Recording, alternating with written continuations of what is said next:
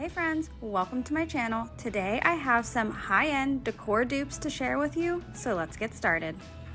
For project number 1, I am recreating this Urban Outfitters metal wall decor planter for just a few dollars.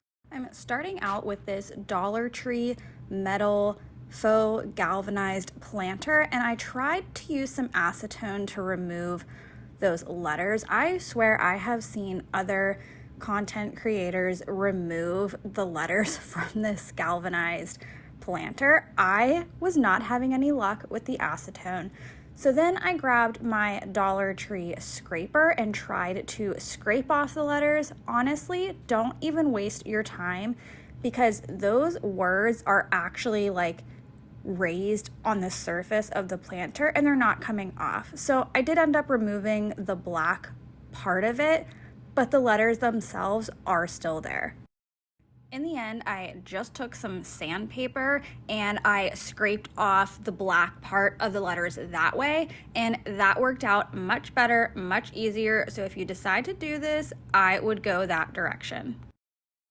Next, we're gonna start painting, and I want to use a sponge for this method. So I'm taking some water in a little bowl and then a little cut up piece of sponge, and I'm just gonna get it completely soaking wet, wring it out, and then we're gonna start dabbing on our paint onto the planter.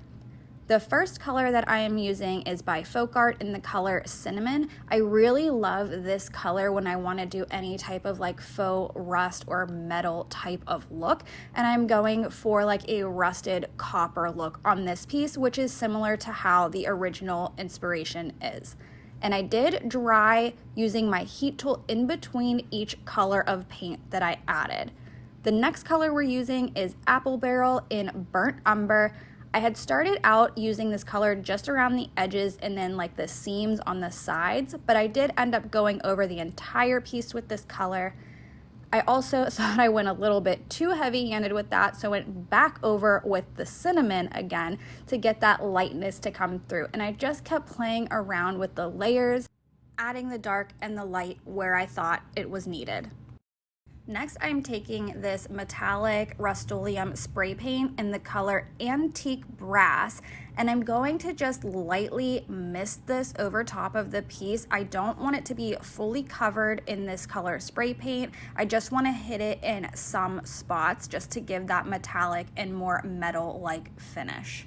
Once that dried, I'm coming back inside and using the Folk Art chalk paint in the color Tuscan Red.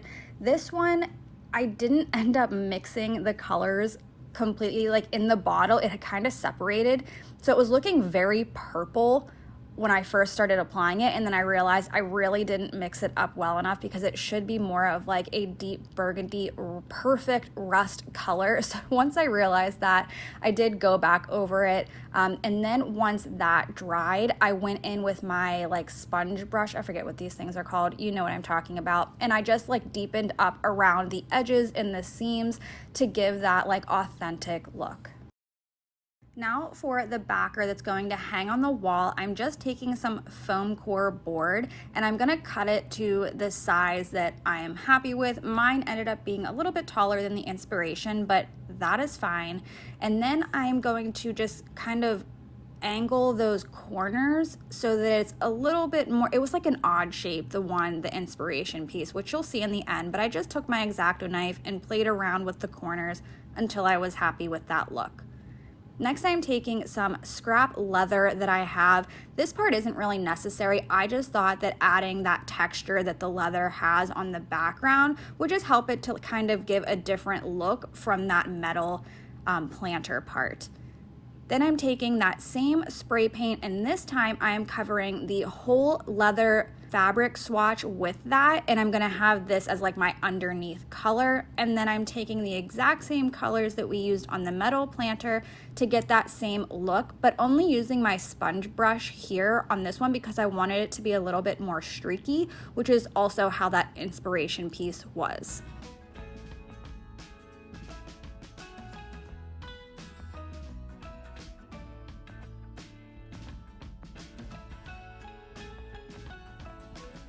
Next, we need to attach that leather to our foam core board. I use decoupage glue here. You could use Mod Podge, you could use a spray adhesive, whatever you are happy using. And then I just laid my fabric down on top of that board, making sure that it did come up around all of the edges a little bit because I wanted to wrap it around the sides.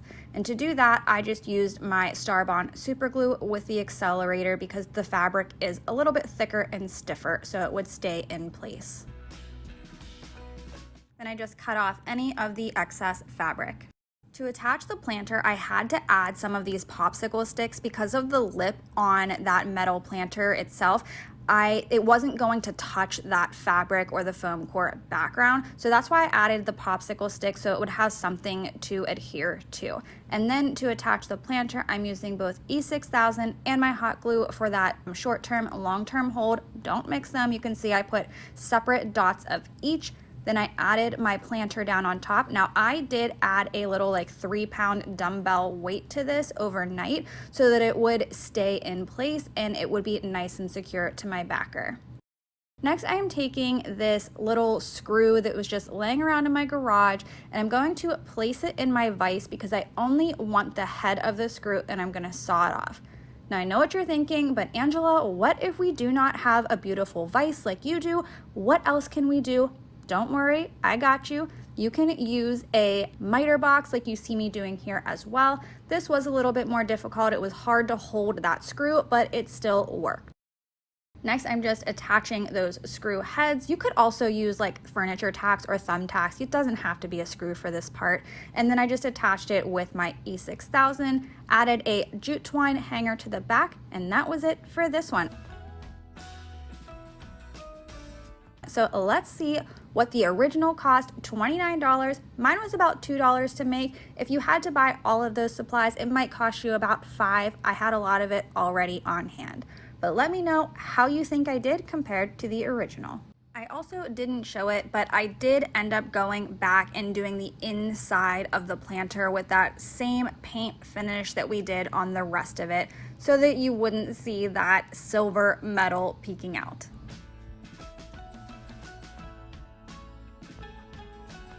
Today, I wanted to feature my friend Chemo from Chemo Craft. We both have DIY dupes to share today. Here is a look at some of his work, which has a similar aesthetic to mine, so if you enjoy my style, I know you will love his as well. Check out Chemo's dupes video linked in my description box for even more inspiration. For project number 2, I am recreating this Anthropologie apothecary bud vase.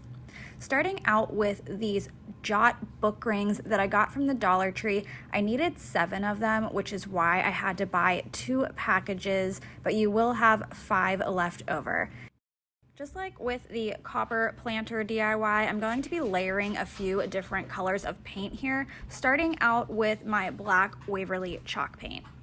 I'm also going to use my heat tool again to dry each layer of paint. The next color I will be using is Apple Barrel's Burnt Umber. I just love the red undertone of this color when you want to get that aged or rusted look.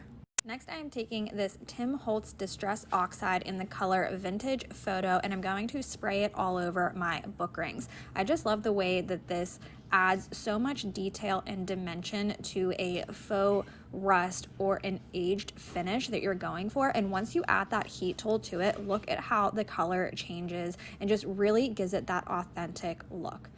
After this, I did just go back and forth with my black and my burnt umber and the sprays until I was happy with how it turned out. Next, I'm going to start laying everything out. So I grabbed this scrap wood from my garage. Measurements are on the screen, along with these bud vases from Target. I'm sorry that is so out of frame, but they were $3 for 3 bud vases. And then I'm grabbing these 2 Dollar Tree clear bud vases as well. I need to figure out where my vases are going to sit so that I know how far or how long each dowel needs to be in between the rings. That is how the inspiration looked. I don't know exactly what they used. I think they probably used all metal, but this is the best I could come up with, and I think it worked out pretty well. So I'm just gonna measure my dowel. I ended up cutting them down to be about 1.5 inches in between each book ring, and then I did glue them together with my E6000. I don't think I show it, but I also cut down 2 tiny pieces of the dowel that were 5/8 of an inch. Next, I have a slightly thicker dowel that I cut down to be 2 inches long. I have 2 of those, and I'm gluing a 10 millimeter bead to the top of it that's about the same thickness. You want those holes to be facing the sides because we're going to stick the book ring through it. And then I just painted all of the dowels with that same process that we did the book rings.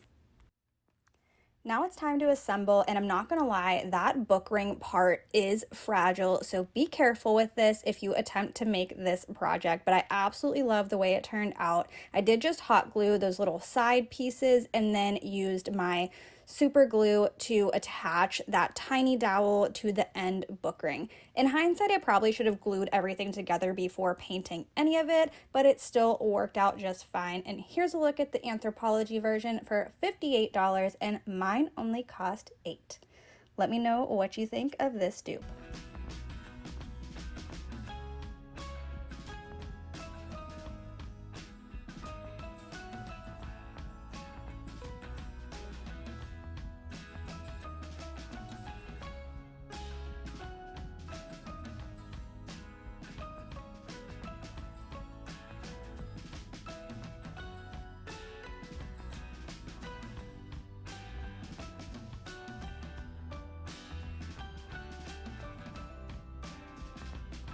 For project number 3, I'm recreating these restoration hardware olive jars. This is more of an inspired by than a true dupe, but close enough. I know this portion is completely out of focus, which I didn't realize until editing, so bear with me, it is only a very small portion of this project. I found these 2 vases at the Goodwill. They were $3.99 each, and they were the perfect texture to recreate this project.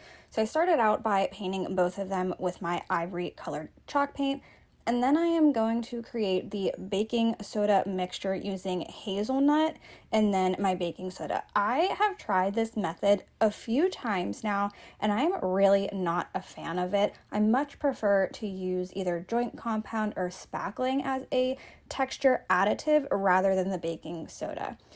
But I gave it one more shot. So I did just start by stippling this color all around my jar using a chippy brush, and I started going down maybe like 3 rows and just kind of gradually fading it.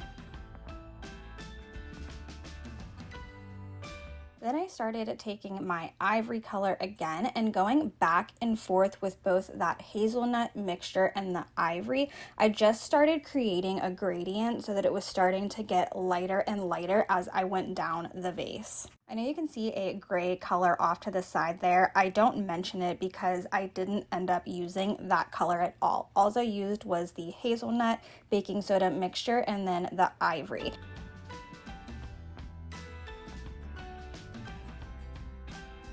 And I'm doing the same thing on the top and the bottom of both of these vases, just gradually fading it and making it look like a gradient. This is the same process we have used all throughout this video of just going back and forth and playing around with your colors back and forth until you are happy with the result.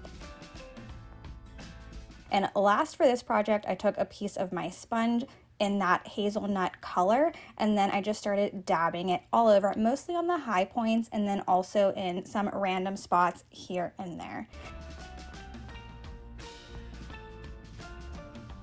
And that was all I did for this one. So here's a look at mine, $7 compared to the member version of $296 for the small olive jar from Restoration Hardware. If you are not a member, you are paying over $300, almost $400.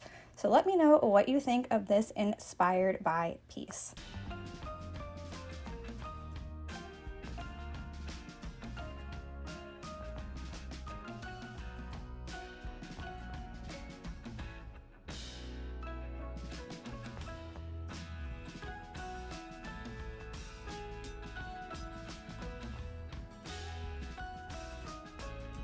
That's all I got for you today, friends. I'll see you in the next one.